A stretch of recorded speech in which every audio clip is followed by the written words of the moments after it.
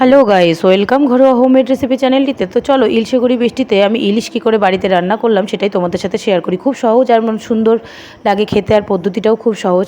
তো দেখতে পাচ্ছ ইলিশের পিসগুলো কিন্তু বেশ বড় সাইজের ইলিশ, ফোনে অতটা বড় লাগছে না। যাই হোক, আলু বেগুন দিয়ে আমি রান্না করবো। আর দেখো নুন হলুদ মাখিয়ে নিয়েছি। আমি ইলিশগুলোকে হালকা কিন্তু ভেজে নেবো এপিট ওপিট, কারণ কি তেল দিয়ে ভাত খাবো, তেল লঙ্কা দিয়ে ভাত খেতে কিন্তু আলাদাই মজা। ইলিশ মাছ ভাজার সাথে তেল লঙ্কা লাগবে। ইলিশ মাছ ভাজার তেল, এই দেখো ইলিশ মাছ ভাজা বসিয়ে দিয়েছি। এবার আলু বেগুনগুলোকে সুন্দর করে ভেজে নেবো, ভেজে তুলে নেবো। দিয়ে সামান্য জিরে বাটা দিয়ে আমি রান্না করব ইলিশ মাছ, আলু বেগুন দিয়ে ইলিশ মাছ। তো দেখো ইলিশ মাছগুলো আমি ভেজে নামিয়ে রেখেছি।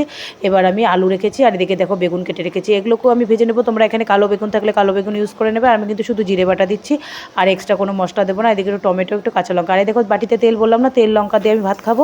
সবাই ভাত খেতে ভালোবাসে আমাদের বাড়িতে তেল লঙ্কা দিয়ে গরম গরম ভাত।